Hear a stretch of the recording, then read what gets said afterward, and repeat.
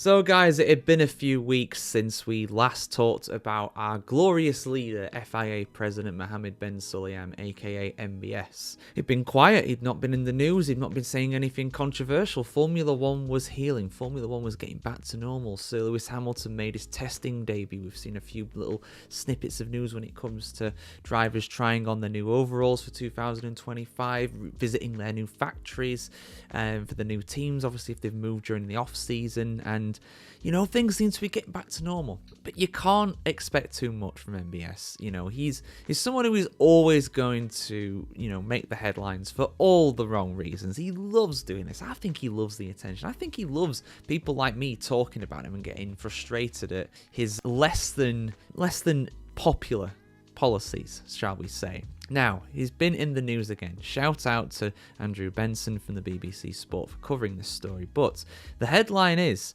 F1 drivers face bans for criticising the ruling body. Now, this is a ruling body that has come under a lot of criticism, and you know what? I'm just going to read out the article, then I'm going to give my thoughts at the end, right? Because this is very much reminding me of certain nations, certain authoritarian nations. You know, don't disparage the regime. Don't do it, because you'll be punished. It seems as though Formula 1 is heading the same way. Full article on BBC Sports. Formula 1 drivers face race bans if they repeatedly swear or criticise the sport's governing body under new rules introduced this year. Changes to the FIA sporting code for the 2025 season codify the steps to a potential race ban for drivers deemed guilty of such offences. They mean that if a driver commits 3 such offences, they are at risk of a 1-month suspension. 1 month, that could be 4 races, plus deduction of championship points. Taking points away from them, oh my god. The Grand Prix Drivers Association, GPDA, said it has no comments on that matter for the time being. They need to meet and formulate another response, and hopefully this time, you know, the FIA will actually listen to them, will actually read their response. Because last time when they did an open letter, the FIA didn't respond. I don't think they've responded yet. This might be their response. Multiple sources have told the BBC Sport that a lot of people at the FIA were against the move. Shock. One source said it was pushed through on a snap e-vote and with no consultation with other stakeholders or the GPDA or the FIA's own drivers' commission. Another said it was not right to act in this way and questioned why this could not have been scheduled for a discussion at the next meeting of the World Motorsport Council. The changes mark the latest in a series of moves by the FIA which have been seen as attempts to stifle dissent or criticism of the President Mohamed bin Sulayem. The most recent was a set of changes to the FIA statutes that opponents said would reduce accountability at the FIA, which were introduced in December at the end of a year in which a series of allegations have been made about the conduct of bin Sulayem. Check out my older videos if you want more information on that. I won't have time to go into that here, but put it this way, it looks bad. It looks very bad. And they come less than 2 months after the GPDA director George Russell, the Mercedes F1 driver, said that he and his colleagues were a bit fed up with the FIA leadership. The changes for this year define heavy fines and a rising sequence of punishment for drivers guilty of breaching the sporting code. F1 drivers and others in top-level championships such as World Rallying, World Endurance and the Formula E Championship are subject to fines 4 times the standard amount. It's not even just F1, it's other ones too. For international level drivers, a first offence is punishable by a €40,000 fine, which is just over £33,000, a second offence by €80,000, £67,000, and a suspended 1-month suspension from competition, and a third offence by a €120, just over £100,000, and fine and a 1-month suspension. A month. Oh my goodness me, this is unbelievable. The penalties apply to all FIA license holders, which would include F1 team principal. So even the team principals. So if Toto goes on a swearing tirade, the man could be banned for a month from the paddock. My God. An FIA spokesman said the changes were an attempt to further enhance transparency and consistency in decision making. Oh really? Really? You want to be more transparent? How about you tell us what's really going on with MBS here? What really went on at Saudi Arabia in 2023? We want to know. What happened at Las Vegas 2023 as well? I'd like to know. I'd like a bit more transparency there, please. The aim of this new appendix is to provide clear guidance to stewards regarding the penalties for violations of specific international sporting code articles. By establishing a more structural framework, the FIA seeks to ensure that penalties are applied uniformly and transparent, benefiting both stewards and drivers and competitors. Stewards have had the authority to decide what penalty to enforce in the event of a breach of the new International Sporting Code and all the applicable FIA regulations. Stewards retain the discretion to take into account any mitigating and or aggravating circumstances, as well as the nature and location of the event, to tailor the penalty to the specific situation. The FIA did not respond to questions as to the method of the passing the vote. Of course they didn't. They don't want to be transparent now, do they? Last year, stewards did not have it within their power to impose a race ban on a driver. That, of course, came at the discretion of the FIA. If you got enough penalty points, for example, like Kevin Magnussen does, that's an FIA thing. The stewards themselves would not do that. They would just hand out the penalty points. That's the difference there. But a race ban for swearing.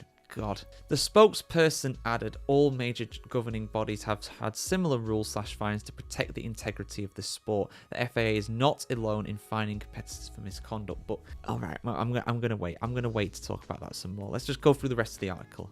How did we get here? How the hell did we get here? Last November, the GPDA wrote an open letter to the FIA asking the governing body to treat them like adults, saying it considered fines not appropriate for motorsport and asking for transparency about how the fines were spent.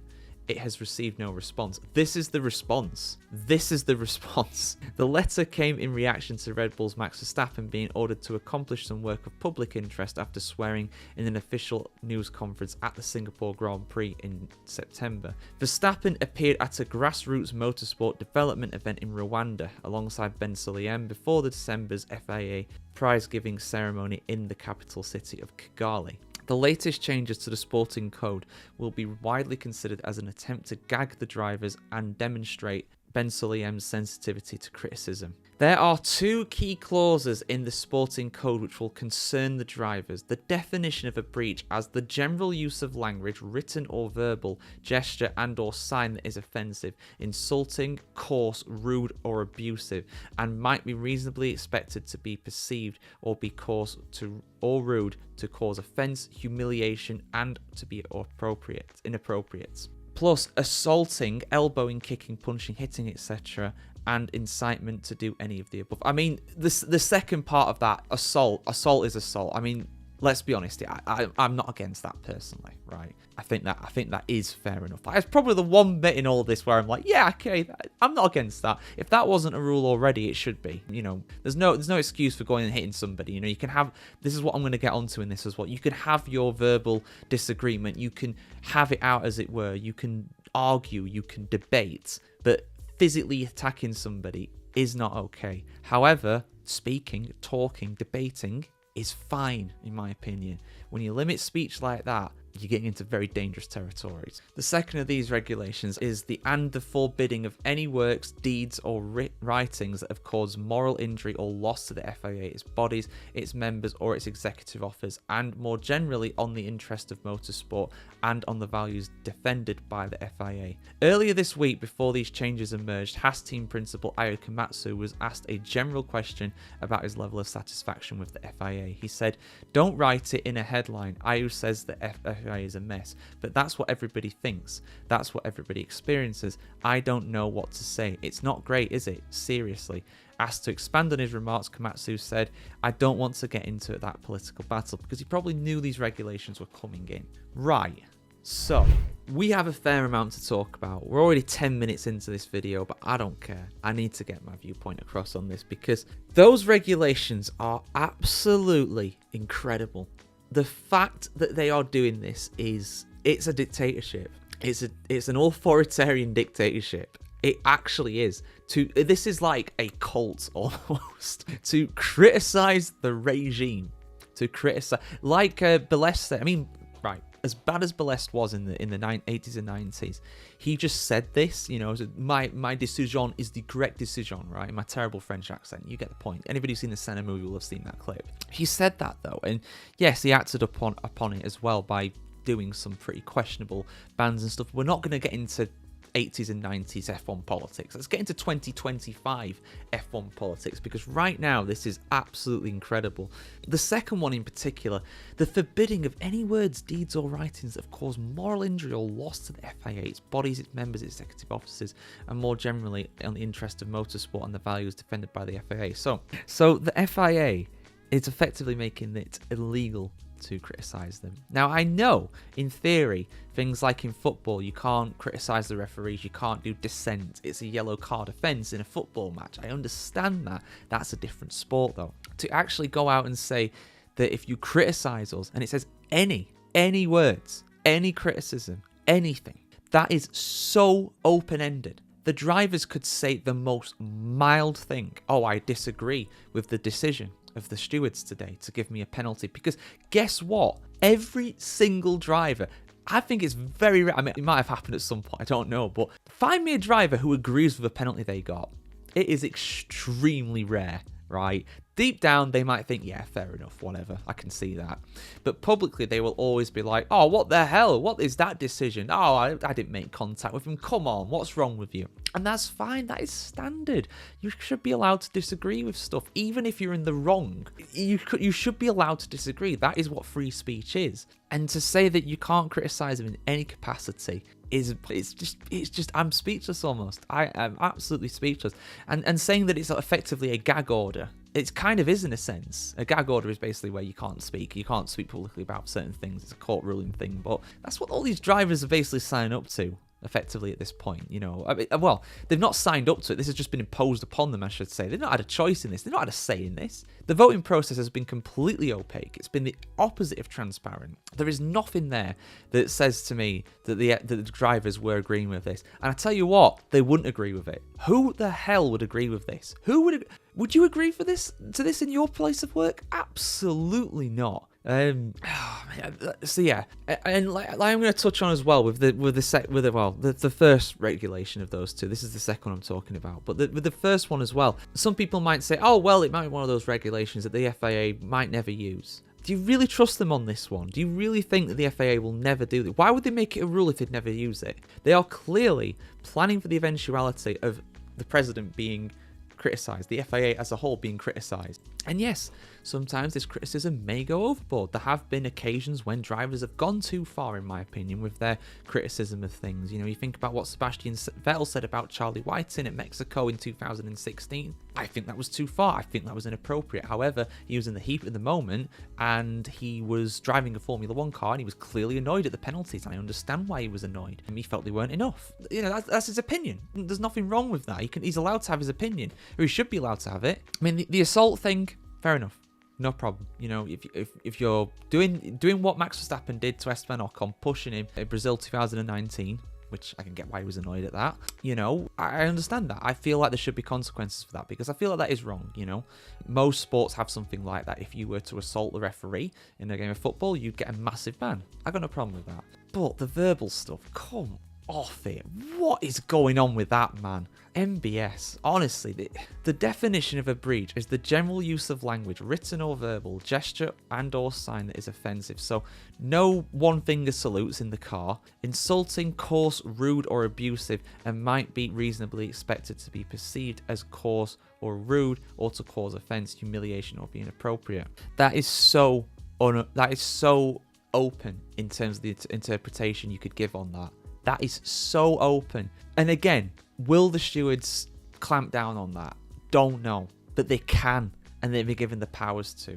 And the FIA has the power to as well. Imagine if, and I'm not saying this is going to happen, but I'm just going to use him as the example because he's won the last 4 World Championships. And obviously, understandably, he's not on the best terms with the FIA. I wouldn't be if I was Max Verstappen either, but let's use Max Verstappen as an example here. Abu Dhabi, 2024. Gets a penalty. He disagrees with the penalty. He says the stewards are idiots on the radio. He could get a race ban for that now. He could get a race ban for that. Not a fine, which is bad enough in my opinion. You shouldn't be giving out fines for that. But a racing ban for a month, potentially, according to their own rules. And you can get up to up to 4, 5, potentially 5 races in a month, in theory. So that amount of time is not a lot. I think that's an absolute joke. I always say the FIA can't sink any lower. It can't get any worse. but it's found a way to. Again, the fact that this is put through with a lot of people against it, with a voting process that is completely cloak and dagger, that we don't know anything about, that has not involved all the stakeholders, that is so bad. If any company did something like that, you'd be fuming. If your company did something like that and didn't inform you, didn't allow you to vote, get your opinion across, like a democracy would do, then you'd be fuming. You'd be absolutely fuming. You'd want to probably leave. I know I would. But this is Formula 1. Yeah, you can leave, but there's nothing like Formula 1. So for this to be across Formula E, Rally, Endurance Championship, oh my goodness me. Imagine not having to swear for 24 hours. That. No chance. I can't do that. I can't go a day without swearing. Most Brits and Aussies could never do something like that. Irish as well. Most of us in the Anglosphere could never manage that. So this honestly, in the words of Valtteri Bottas, to who this concerns, you, Ben Sulayem. Honestly, the guy has gone mad with power. He's gone too far. There's been accusations. I said months and months ago, this guy should resign, this guy should leave. But no, he's staying, and he's probably going to get voted in unopposed again. Absolute joke. Honestly, not a funny one either. But yeah, guys, I've ranted for a while. I honestly, this is so frustrating. Let us know your thoughts in the comments below. You know, I just did a video on Hamilton doing his first Ferrari test, and all was well with the world. Life was good. Let me get hit with this. It's like they were waiting to see that, to see all these happy Hamilton and Ferrari fans, and then just to absolutely drop this gargantuan bombshell on us. Have a good day, guys. If you liked my passionate rant, leave the video a like, please. Comment your thoughts. Subscribe if you're not already, of course. And yeah, we'll see you very soon here on the F1Chronicle.com for hopefully a lot more stories not like this. This is pretty bad. See you soon.